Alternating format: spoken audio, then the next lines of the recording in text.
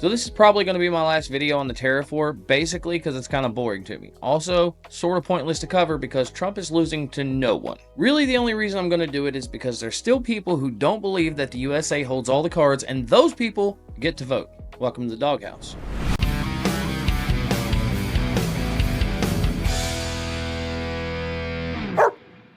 What do you think? Start off with the fun stuff and then get down to brass tacks? Okay, so these career politicians don't really think that Donald Trump's tariffs are a bad idea. They know good and well that this is the play that's necessary to make America great again, and though they're screaming from the rooftops that this is the end of the world, they're only doing this because the president's name is Trump. How far does China have to go? How much more repression?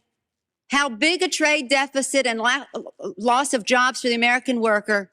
And how much more dangerous proliferation has to exist before members of this House of Representatives will say, I will not endorse the status quo? That the average U.S. MFN tariff on Chinese goods coming into the United States is 2%, whereas the average Chinese MFN tariff on U.S. goods going into China is 35%. Is that reciprocal?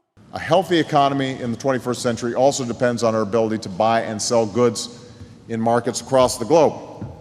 And make no mistake, this administration is committed to pursuing expanded trade and new trade agreements. It is absolutely essential to our economic future.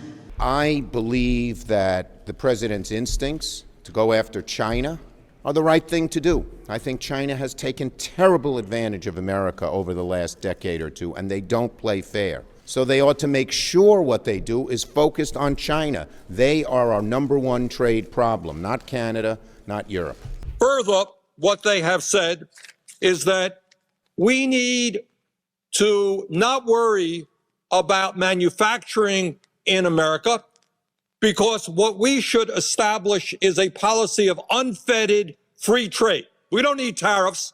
What we need is to allow corporate America the freedom to throw American workers out on the street as we shut down plants. We move to China, corporations there pay workers 20, 30 cents an hour, and we bring the product back into this country. This could only mean one of two things. Either they should have to admit that they're wrong, or that they didn't have the balls to try it. You decide. Now on to argument number 2. But just look at the stock market. It's crashing before our very eyes. As I've previously outlined, 90% of the stocks are owned by 8% of American citizens, rich people. The price movements that you're now seeing are dictated by those rich people, or if, say, a massive, and I mean massive amount of poorer people got together, they could also influence the price. What you're seeing right now is rich people trying to jack Trump around, trying to make him look bad.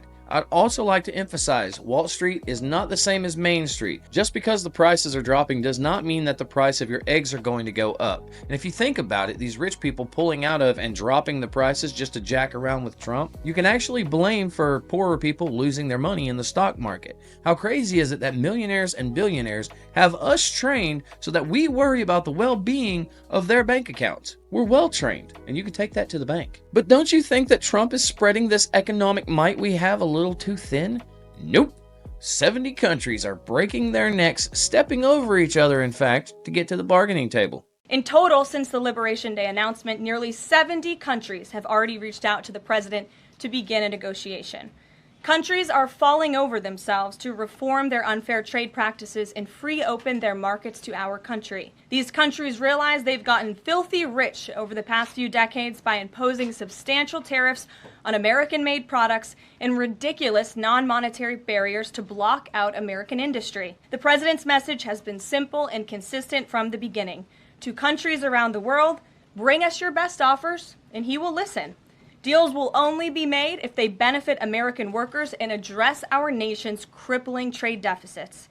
America does not need other countries as much as other countries need us. We've also managed to lock down our southern border with Mexico through tariffs.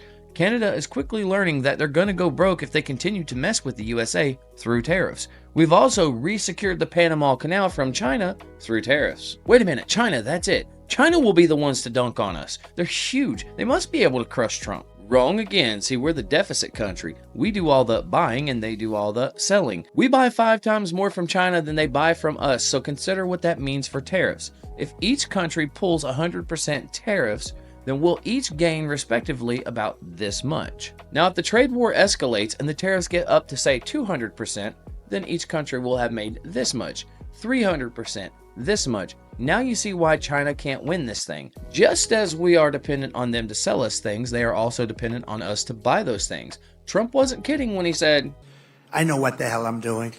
But they keep spinning and flipping on the narrative, acting like Trump is about to unalive all of us. But at this point, they're trying to shadow box with a Sherman. It's not going to work. Because liberal, if you like what I do, please leave a like. They really help. Consider subscribing, and I'll see you next time. You really started something. Bad cops running scared, hope on the streets. But I never said thank you.